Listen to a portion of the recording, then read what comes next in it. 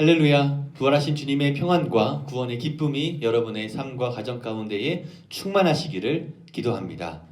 제가 조금 전 교회 소식을 알려드리고 또 예배를 준비하며 기도하자고 했는데 교회 소식을 확인하고 또 기도하며 준비할 시간이 충분했는지 여쭈어 봅니다. 혹시 여러분 준비되셨습니까? 예배하는 여러분들의 주변과 자세와 마음이 모두 준비되셨습니까? 하나님 앞에 우리의 시간과 우리의 물질과 우리의 삶과 정성을 드릴 모든 준비가 되셨습니까? 지금 여러분은 회개하는 마음으로 또 은혜를 사모하고 계십니까? 그렇지 않다면 우리 이 시간 한 번 더 묵상하면서 준비할 수 있기를 원합니다. 하나님 앞에 최고의 것을 드릴 수 있도록, 최선의 것을 드릴 수 있도록, 하나님의 귀한 말씀이 우리의 삶 가운데 들려줄 수 있도록 여러분 자신을 준비할 수 있는 시간이기를 축복합니다. 우리 다시 한번 묵상하면서 우리 반절 맞춰 기도합니다.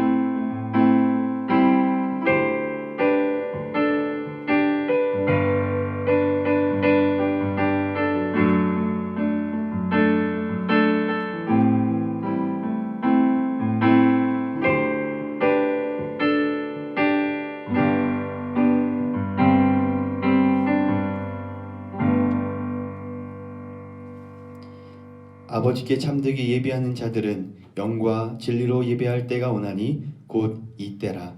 아버지께서는 자기에게 이렇게 예배하는 자들을 찾으시느니라.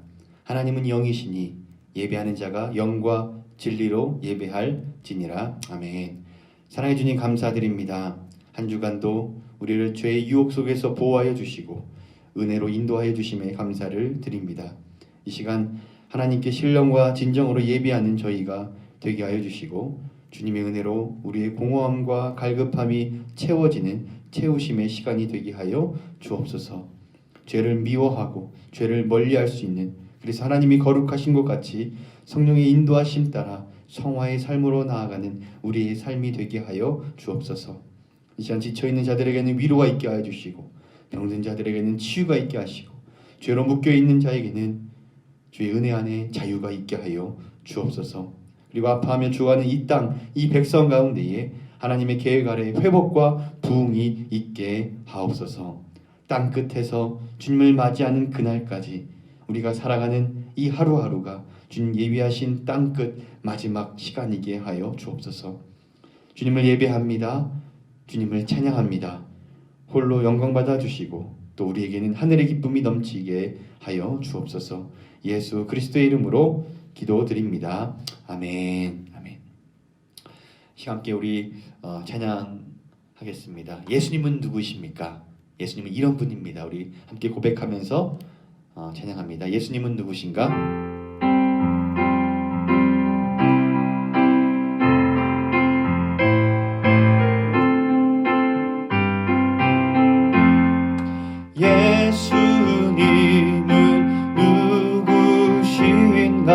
우는 자의 위로와 없는 자의 풍성이며 전한 자의 높음과 잡힌 자의 노임 되고 우리 기쁨 되시네. 예수님은 누구신가?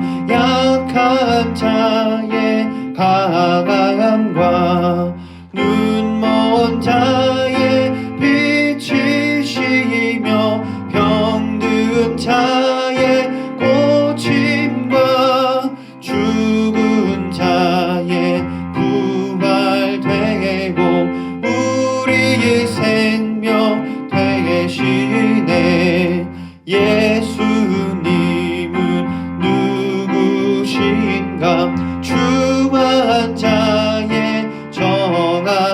와 죽을 자의 생명이며 죄인들의 중보와 멸망 자의 구원 되고 우리의 평화 되시네.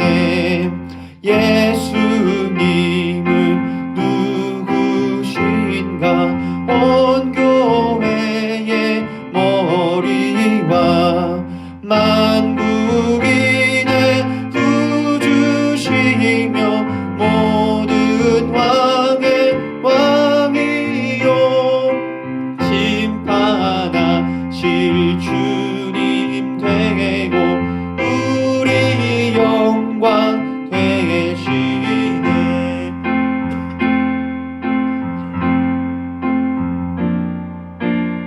완전하신 나의 주, 완전하신 나의 주, 의의 길로 나 인도하소서. 행하신 모든 일 주님의 영광 다 경배합니다. 완전하신 나의 주, 완전하신 나의 주, 의의 길로 날 인도하소서.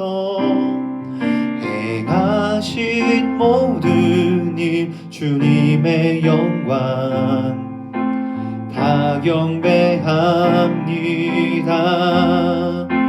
예배합니다.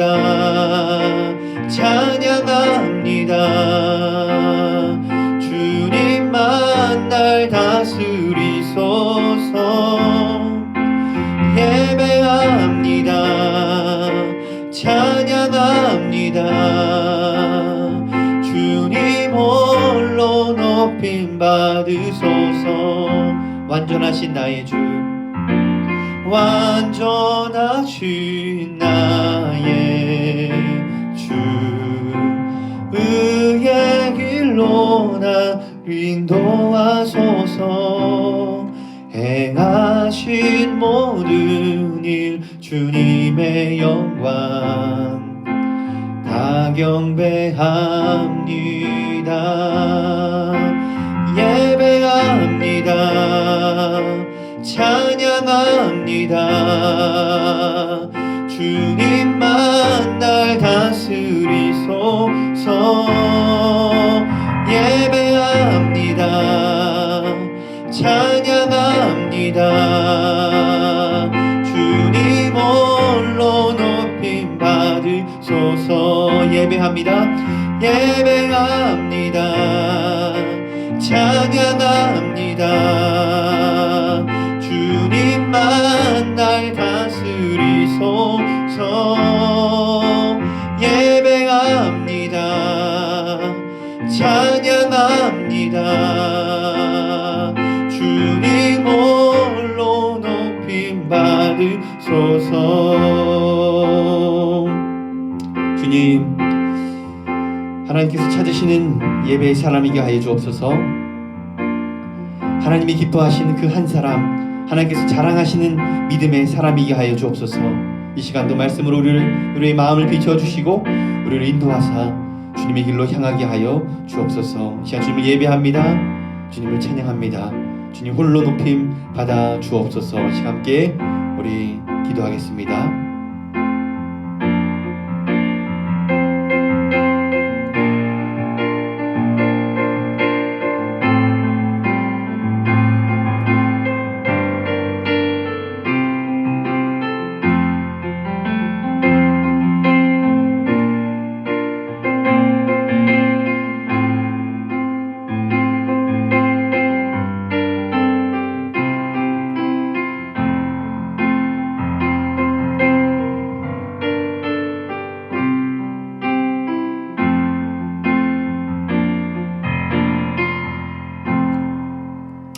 예수님의 이름으로 기도드립니다.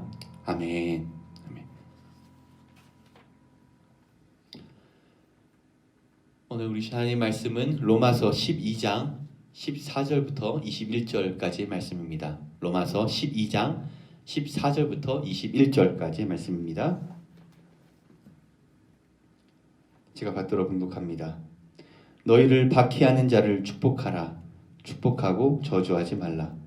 즐거워하는 자들과 함께 즐거워하고 우는 자들과 함께 울라. 서로 마음을 같이 하며 높은 데 마음을 두지 말고 도리어 낮은 데 처하며 스스로 지혜 있는 채 하지 말라. 아무에게도 악을 악으로 갚지 말고 모든 사람 앞에서 선한 일을 도모하라. 할 수 있거든 너희로서는 모든 사람과 더불어 화목하라. 내 사랑하는 자들아, 너희가 친히 원수를 갚지 말고 하나님의 진노하심에 맡기라. 기록되었으되 원수 갚는 것이 내게 있으니 내가 갚으리라고 주께서 말씀하시니라. 네 원수가 줄이거든 먹이고 목마르거든 마시게 하라. 그리함으로 네가 숯불을 그 머리에 쌓아 놓으리라. 악에게 지지 말고 선으로 악을 이기라. 아멘. 아멘. 다시 한번 주님의 평화가 여러분의 삶 가운데 함께 있기를 축복합니다. 우리가 3월 15일 주일부터 흩어져 드리는 예배를 시작한 지 벌써 2달이 되었습니다. 흩어져 드리는 예배. 처음에 다소 생소했던 이 표현이 이제는 무척이나 익숙해졌습니다. 여러분들은 어떻게 예배하고 계십니까? 어떻게 예배하고 있습니까? 아마 이렇게 물으면 이제는 모두들 이렇게 대답하실 것 같습니다. 일단 유튜브를 켜서 봅니다. 유튜브를 켜고 안 켜고를 지금 묻는 것이 아니라 내가 진짜 예배하고 있습니까? 난 진짜 예배하고 있는가? 아니면 단지 유튜브를 켜고 화면을 보고 있는 것인가? 지금 묻고 있는 것입니다. 여러분 스스로 한번 물어보시기 바랍니다. 나는 진짜 예배하고 있는지, 그리고 하나님께서 받으실 만한 예배인지. 5월이 되면서 제 안에 갈등도 많아졌습니다. 지금의 이 코로나가 무슨 대수라서 이로 인해 예배가 어떻게 방해될 수 있느냐며 하루빨리 모여서 드리는 예배, 인퍼슨 예배를 해야 한다는 교회, 그리고 지금 그렇게 이미 시작한 교회도 있고, 반대로 최대한 코로나가 다 지나갈 때까지 기다려야 한다는 조심성이 있는 교회들도 있기 때문입니다. 아마 우리 안에도 어서 빨리 모여야 한다는 그렇게 생각하는 분들도 계실 것이고, 또 반대로 될 수 있는 한 계속해서 모이면 안 된다라고 하는 분들도 계실 것입니다. 자, 모여서 예배하느냐, 흩어져 예배하느냐, 그 문제를 놓고 고민하고 갈등하기 전에 먼저 말씀드린 것처럼 나 스스로를 진짜 심각하게 한번 점검해 보아야 합니다.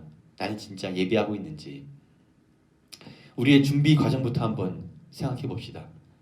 나는 나의 죄를 주님 앞에 고백하며 회개하는 가운데에 주님의 은혜를 정말 소망하고 기대하면서 그 은혜에 힘입어 예배하고 있는가? 아니면 그냥 유튜브를 켜고 준비된 영상을 보고 있는가?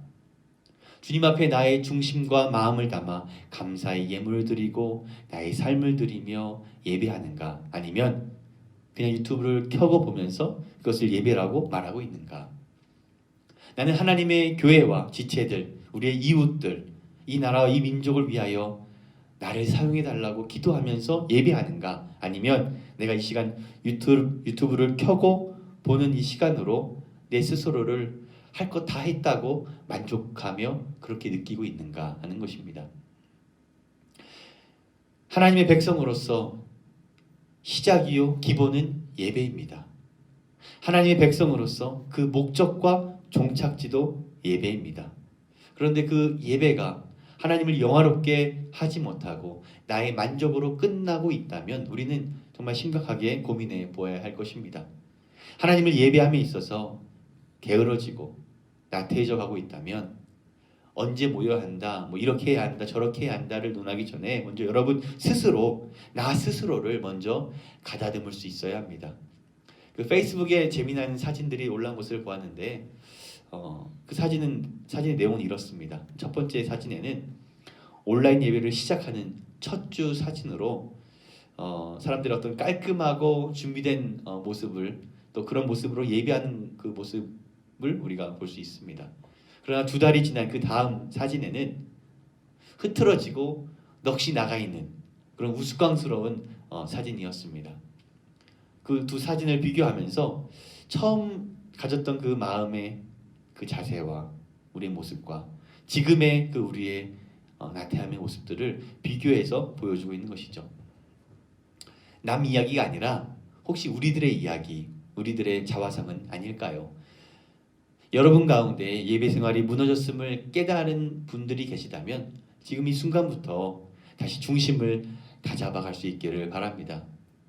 목사님, 잘 안 되고 있어요. 저는 도움이 필요해요. 함께 모여 예배하고 신앙생활 했던 것이 이렇게 귀하고 소중한 줄 몰랐습니다. 이렇게 생각하신다면, 그래서 함께 예배하기를 원하신다면 하루빨리 우리가 다 같이 모일 수 있도록 그렇게 기도해 줄 수 있기를 부탁드립니다. 이제 저희 교회도 6월부터는 소수가 아닌 모두가 함께 모여서 예배드릴 준비를 하고 있습니다. 당장 모든 분들이 모이시기에는 어려우실 수도 있습니다. 몸이 편찮으신 분들도 계실 것이고 아직 조심스러워 상황이 여유치 않으신 분들도 분명 계실 것입니다. 그러나 지금의 코로나 사태가 올해 계속 지속되고 또 내년까지 이어진다는 예상하에 어떻게든 서로 안전을 지키고 예방 수칙에 따라 행동하면서 우리 사회 전체가 예전의 활동으로 돌아가려는 움직임처럼 우리도 지키고 예방하며 또 이제 예배하는 백성이요 선교하는 교회로서의 그 정체성을 다시 찾아가야 하는 줄 믿습니다. 3월 15일 흩어져 드린 예배를 시작하면서 우리는 먼저 예배에 대해서 나누어 보았습니다. 어떻게 흩어져 예배할 수 있는가 하는 것을 잘 안내해 드리기 위함이었습니다. 예배는 그리스도인으로서 가장 기본이죠. 하나님을 영화롭게 하는 하나님의 백성으로서 가장 기본이며 또 우리를 지으신 목적이 바로 예배입니다. 예배를 통해 하나님을 영화롭게 하면서 동시에 하나님을 영화롭게 하는 모든 삶은 예배로 설명되어 줄 수 있는 것입니다. 우리가 가급적 예배를 본다라는 표현보다 예배드린다, 예배하다라고 해야 하는 이유는 예배는 단순히 어떤 시간에 드려지는 제의적인 행위를 지켜보는 것에 국한되지 않기 때문입니다. 내가 주체가 되어서 하나님을 영화롭게 하는 것을 뜻하기 때문입니다. 주일 11시에도 예배를 보는 것이 아니라 예배를 드리는 것이죠. 나아가 이 시간만 예배 드리는 것이 아니라 우리는 우리의 전 인격적인 삶을 통하여 그 삶을 통해 하나님을 예배하는 것입니다. 성경 속에서 예배는 거의 대부분 동사로 쓰인다고 나누었습니다. 요한복음 4장이 그 대표적인 예입니다. 사마리아 여인과 예수님의 대화 속에서 모든 예배가 예배하다, 예배한다라는 동사로 쓰이고 있는 것을 우리가 확인할 수 있었죠. 예배하였는데, 예배할 곳, 예배할 때, 예배하고, 예배하노니, 예배할지라. 예배는 그 자체로 동사이기에 예배를 본다라는 표현보다 예배하다, 예배합니다라는 표현이 더 적절한 것입니다. 그래서 아까 찬양에도 예배합니다, 예배합니다 우리가 고백했죠. 예배는 하는 것입니다. 예배한다. 예배는 내가 객체로서 멀찍이 떨어져 보는 것이 아니라 주체가 되어서 나를 드리는 것입니다. 이게 망가지면 우리 예배가 무너지고 있다는 것이죠. 아브라함은 어디를 가나 하나님 앞에 엎드렸습니다. 또 다니엘은 바벨론으로 끌려갔을 때도 늘 무릎을 꿇고 하나님 앞에 엎드렸습니다. 우리는 그렇게 흩어져 하나님께 엎드리고 또 나를 드림으로 예배할 수 있는 것입니다. 또한 동시에 우리는 우리의 매일매일의 삶을 통해 하나님을 영화롭게 함으로써 우리는 날마다 매 순간마다 주님을 예배하는 것입니다. 그래서 우리는 지난 3월 로마서 12장의 영적 예배, 우리의 삶을 거룩한 산제사로 드리는 예배에 대해서 말씀을 나누었습니다. 요한복음 4장의 그 영과 진리로 예배하라는 말씀은 영, 성령께서 내주하신 우리의 몸으로 진리, 곧 예수 그리스도를 통해 하나님께 살아있는 제사를 드리는 로마서 12장의 영적 예배로 이해할 수 있는 것입니다. 지난 3월 요한복음 4장의 예배와 로마서 12장의 예배를 우리가 한번 비교해 보았는데요. 흥미로운 것은 성경 원어로 볼 때에 로마서 12장의 예배라는 단어와 요한복음 4장에 나타나는 그 예배하다라는 단어가 다르다는 것입니다. 이것은 다른 예배를 말씀하고 있는 것이 아니라 요한복음 4장의 예배를 로마서 12장의 예배로 구체화시켜 주시기 위함이었습니다.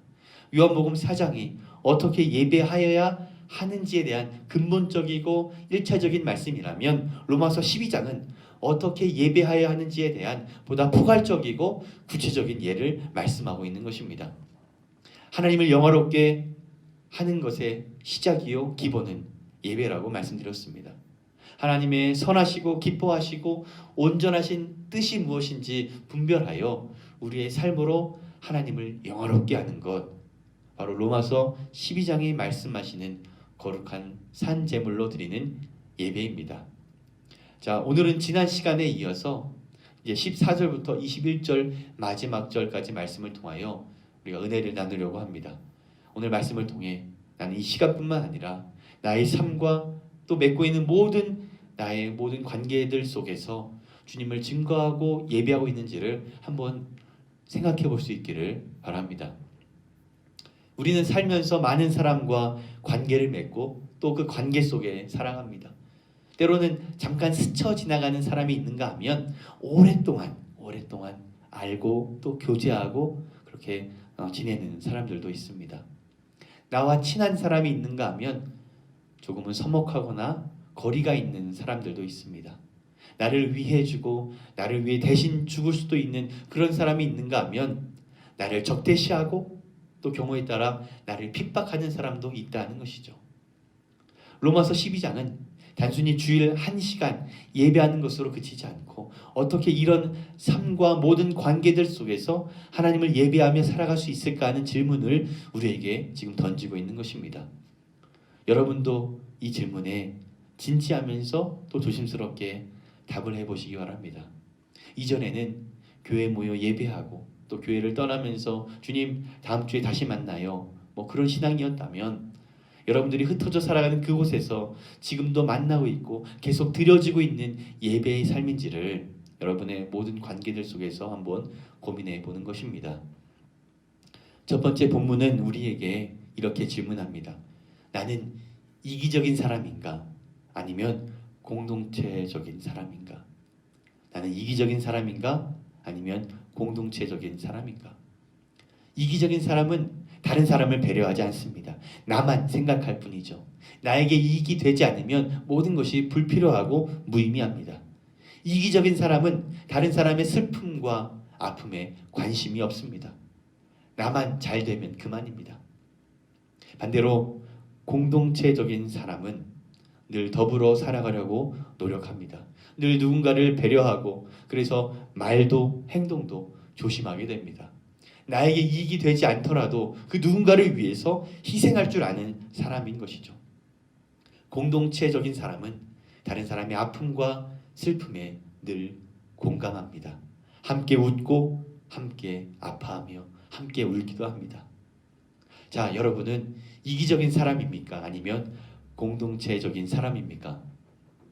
이기적인 사람은 나만 예수 믿고 나만 천국 가면 그만이라 생각합니다. 하지만 공동체적인 사람은 넓게는 지체들과 믿지 않는 이웃들을 위해 기도하는 사람이고 또 좁게는 가까이는 다른 누군가를 위해 그 사람의 그 한 영혼의 영혼을 그 위에 배려하면서 신앙생활하는 사람입니다. 예수님은 지극히 작은 자 하나에게 한 것이 곧 나에게 한 것이다 말씀하셨습니다. 형제를 실족하게 하지 말라고 가르치십니다. 급기야 마태복음 5장 22절 말씀인가요? 예수님은 형제에게 노하는 자, 형제를 멸시하고 저주하는 자는 그래서 나가라 하는 자마다 지옥불에 들어가게 될 것이다 라고 말씀하십니다. 그러므로 회개하여라. 예수님 당시 신앙생활은 단지 종교 생활로 국한되어서 사람들은 참으로 편협하기 이를 데 없었습니다.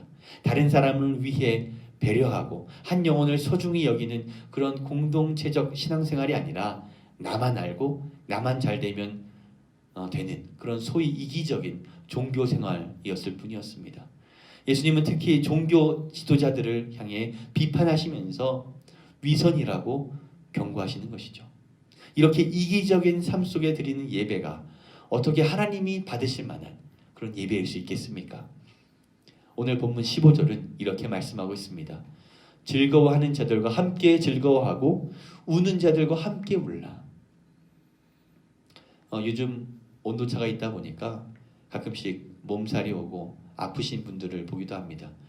코로나 바이러스 때문에 저는 기침을 해도 그것은 코로나 바이러스 때문이 아니라 알러지라고 이렇게 설명해야 하는 그런 시국이기에 다른 이유로 몸이 좋지 않고 아프게 되면 혹시 코로나 바이러스라고 오해하지는 않을까 그런 염려도 들기도 합니다. 지난주에 한국에서 이태원의 한 클럽의 코로나 확진은 가히 충격이었습니다. 다른 사람의 아픔과 어려움 또 이를 극복하기 위한 다른 모든 사람들의 그 몸부림은 아랑곳하지 않은 채에 나는 괜찮으니까 다행이고 나만 즐거우면 된다라는 그런 이기적인 생각이 얼마나 많은 사람들을 또다시 병들게 하고 아프게 하고 또다시 집안에 가두게 하였는지를 우리는 보았습니다. 여러분들도 활동하시면서 마스크를 꼭 쓰시기 바랍니다. 마스크를 쓴다는 것은 나만을 위해서가 아니라 다른 사람들을 보호하고 또 모든 사람, 공동체를 위하는 일이기 때문입니다. 우리 몸은 유기체이죠. 어느 한 곳이 아프면 몸이 다 아픈 것입니다. 성경은 교회를 가리켜서 그리스도의 몸으로 비유하십니다. 하나의 생명체, 하나의 유기체이다. 우리에게 말씀하시죠. 그러니 고린도전서 12장 말씀처럼 만일 한 지체가 고통을 받으면 모든 지체가 함께 고통을 받고 한 지체가 영광을 얻으면 모든 지체가 함께 즐거워하는 것입니다. 오늘 15절에 즐거워하는 자들과 함께 즐거워하고 우는 자들과 함께 울라는 말씀은 우리가 교회 안에서 친한 사람들끼리 한정지어 그렇게 함께 울고 함께 웃으라고 함께 즐거워하라고 하신 말씀이 아니라 교회 안에 있는 사람들뿐만 아니라 교회 밖에 있는 사람들과도 이러한 관계를 맺어 나가야 한다는 것입니다. 우리가 그렇다고 억지로 즐거워하고 억지로 울라는 그런 이야기가 아닙니다. 성령님의 탄식과 공감하심이 내 안에 역사하실 수 있도록 우리가 구하고 기도해야 할 것입니다. 우리가 지난주 출애굽기 말씀을 통해 우리와 공감하시는 하나님에 대해서 나누어 보았습니다. 이 땅에 인간의 몸을 입고 오신 독생자 예수 그리스도는 우리의 연약함을 채울하신 하나님이셨습니다. 그리고 요한복음 15장에서 예수님은 우리를 친구라 불러주시죠. 너희는 나의 친구다. 사랑하는 성도 여러분, 함께 즐거워하고 함께 울 수 있는 친구가 있다라는 것, 영원토록 나의 길을 인도하시고 동행하시는 친구가 있다는 것, 그것이 우리의 참다운 행복이 아니겠습니까? 그렇다면 그 행복 바이러스를 전해주는 것이 이제 우리의 사명이 되는 것입니다. 하나님의 마음으로 함께 울고 함께 웃으며 동행하시는 예수 그리스도를 전할 수 있는 저와 여러분 될 수 있기를 주님의 이름으로 축복드립니다. 우리가 이기적인 종교생활이 아니라 공동체적인 신앙생활을 위해서 꼭 기억해야 할 것이 하나 더 있습니다. 그것은 겸손입니다. 겸손. 이것은 16절 말씀처럼 서로 마음을 같이 하고 낮은 데 처하며 스스로 지혜 있다 하지 않는 것입니다. 민족과 계급, 생활 정도가 다양했던 당시 로마 사회에서 상대방과 동일한 생각을 하며 상대방의 입장에서 생각한다는 것은 지금보다 더 어려운 일이었습니다. 또 그럴 필요도 없었습니다. 노예의 그 마음과 종의 마음을 내가 헤아려 줄 필요도 없었습니다. 마음을 같이 할 필요가 없었다는 것이죠. 높은 자리에 있는 사람이 낮은 자리로 내려올 필요가 없었습니다. 하지만 낮아지시기까지 순종하신 예수님의 그 겸손은 그런 인간들의 마음을 뒤집어 놓으셨습니다. 겸손이 아니고서는 예수님을 말할 수 없습니다. 겸손하지 않고서는 우리는 신앙을 말할 수 없습니다. 이해하다라는 그 말은 영어로 understand라고 하지 않습니까? understand는 문자 그대로 상대방의 아래에 서는 것입니다. 상대방보다 높은 곳이 아닌 상대방보다 다른 사람보다 낮은 자리에 설 때에 정말 그 사람을 이해해 줄 수 있는 것입니다. 내가 낮은 자리로 내려올 때에 그 사람과 마음을 같이 할 수 있는 것이고 그 사람의 마음을 헤아려 줄 수 있는 것입니다. 나만을 생각하기보다 주변의 사람들을 이해할 수 있기를 축복합니다. 옆에 있는 이웃을 이해할 수 있기를 축복합니다. 우리가 말씀을 언더스탠하면 언더스탠할수록 말씀은 우리를 사람들 앞에 언더스탠하게 하십니다. 그것이 말씀이 우리를 가르치시는 예배의 삶이기 때문이죠. 오늘 본문에서 두 번째 우리에게 이렇게 질문하십니다. 나는 축복하는 사람인가 아니면 저주하는 사람인가? 오늘 14절 말씀은 내가 누구를 축복하고 있고 누구를 저주하고 있는지를 그 관계들을 구분하라는 의미가 아니라 그렇게 말씀하시는 것이 아니라 원수까지도 축복할 수 있는지를 우리에게 묻고 있는 것입니다. 로마 시대에 그리스도인들은 신앙에 반대하는 사람들에게 박해를 받거나 핍박을 당하기도 하였습니다.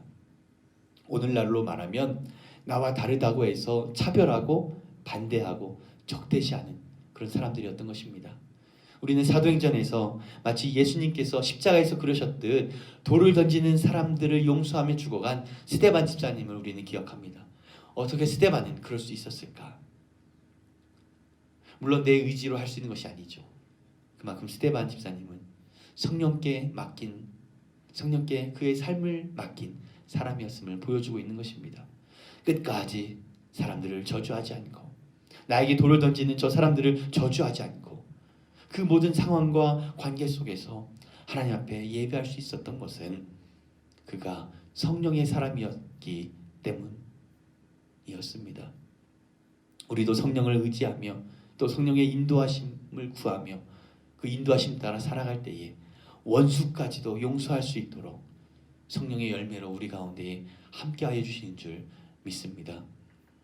오늘 14절 말씀을 다시 한번 보면 나를 반대하는 사람들을 저주하지 않는 것이 축복의 한 방법임을 우리가 깨달을 수 있습니다.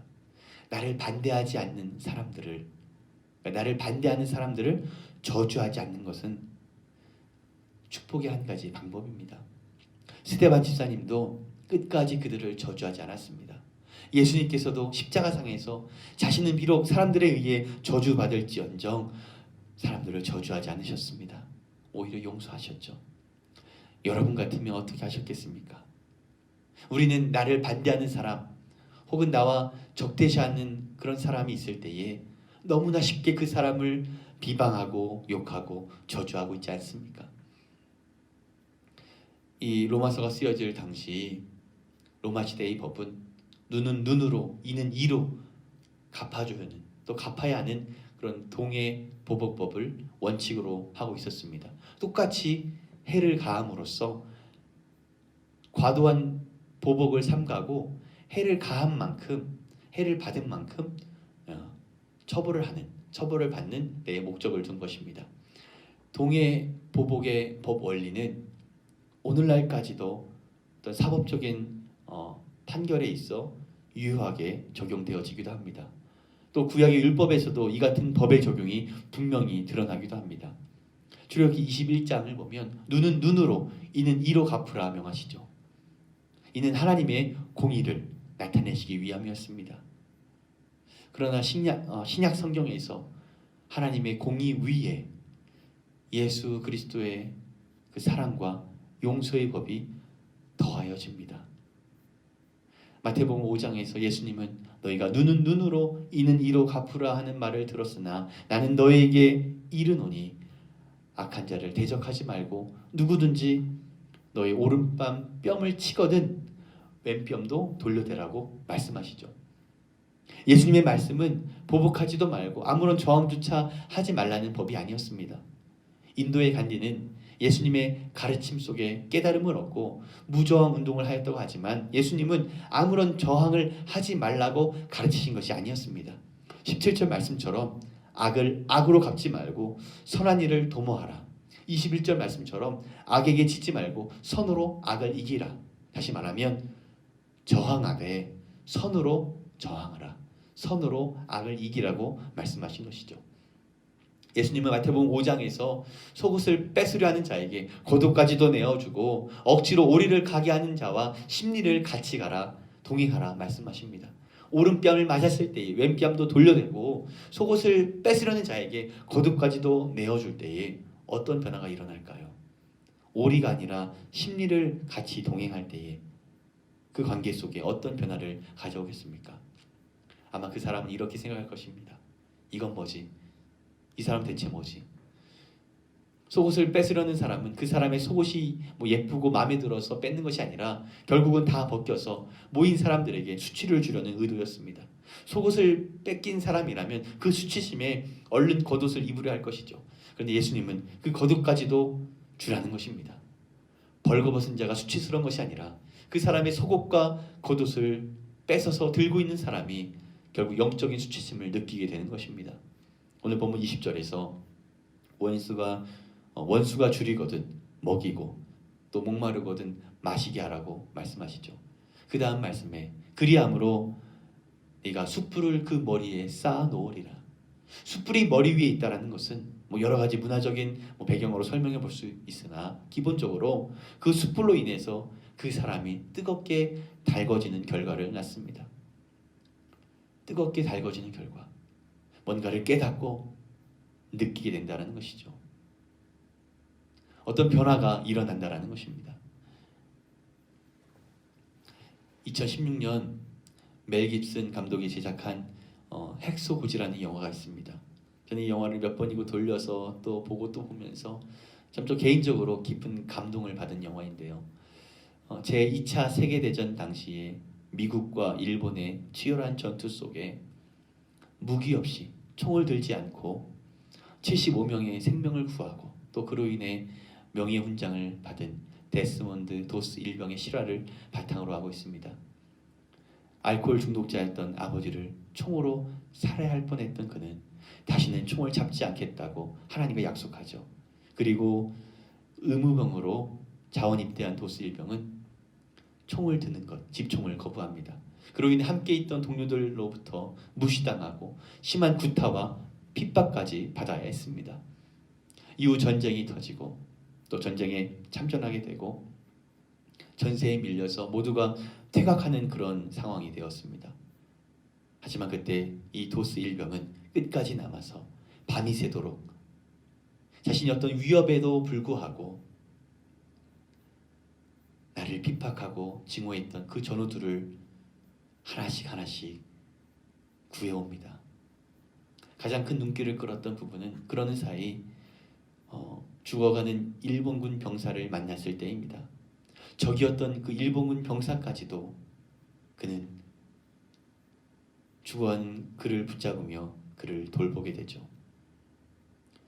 일본군 병사까지도 돌보는 그의 모습 속에서 영화는 이 전쟁이라는 어떤 현실적 경계에서 과연 무엇이 중요한가라는 어떤 무게 깊은 질문을 우리에게 던지고 있습니다. 그는 총알이 빗받치는 전장에서 한 명만 더를 외치면서 사람들을 구해냅니다. 어떻게 그럴 수 있었을까? 어떻게 자신을 핍박했던, 자신을 무시하였던, 자신을 구타하고 또 자신을 그렇게 짓밟았던 그 자기의 전우들을 어떻게 자기의 목숨을 걸고 그 어려움 가운데에 한 명씩 구해올 수 있었을까? 어떻게 그는 그럴 수 있었을까?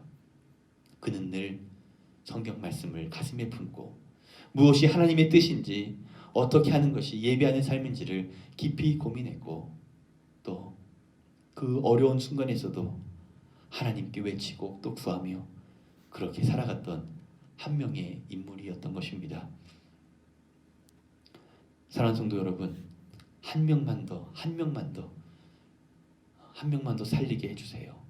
그렇게 외쳤던 도스 일병이 사륙이 난무하는 그런 전쟁의 참혹 속에서도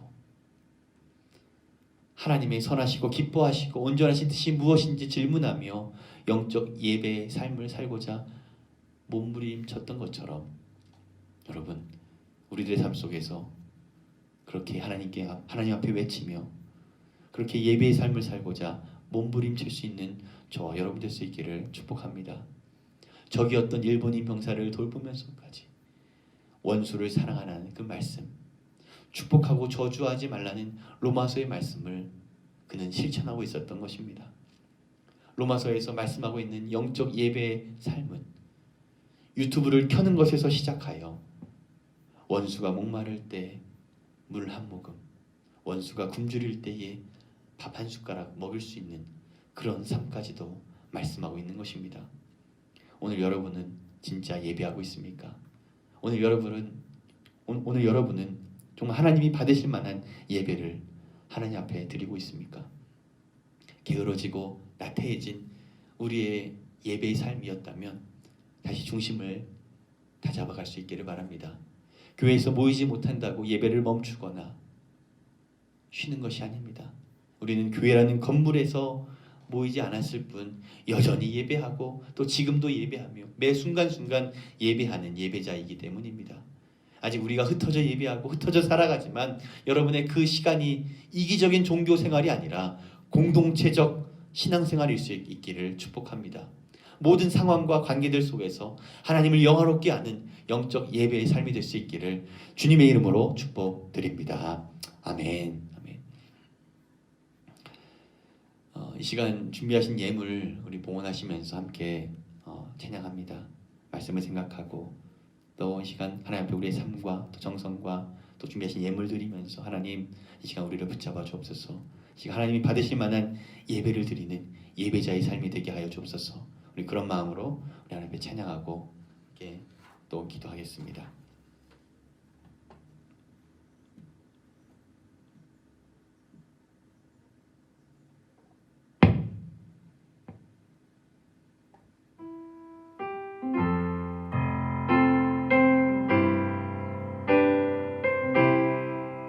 내 평생에 가는 길 순탄하여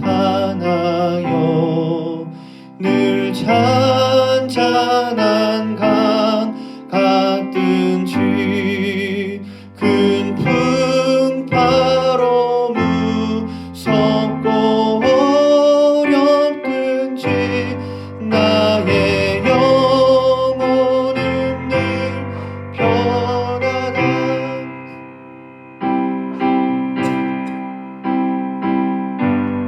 평안해 내 영혼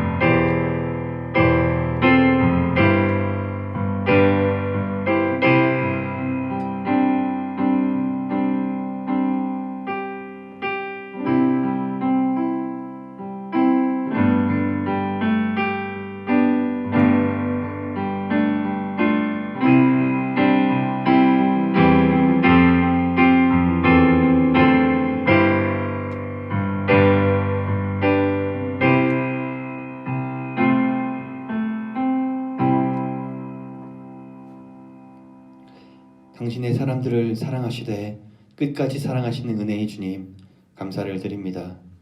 우리를 죄악 가운데 죽음에서 헤매이지 않게 하시고 예수 그리스도를 통하여 구원의 길로 인도하여 주신 것, 그 어떤 것으로도 갚을 수 없는 하나님의 은혜임을 기억하며 찬양합니다.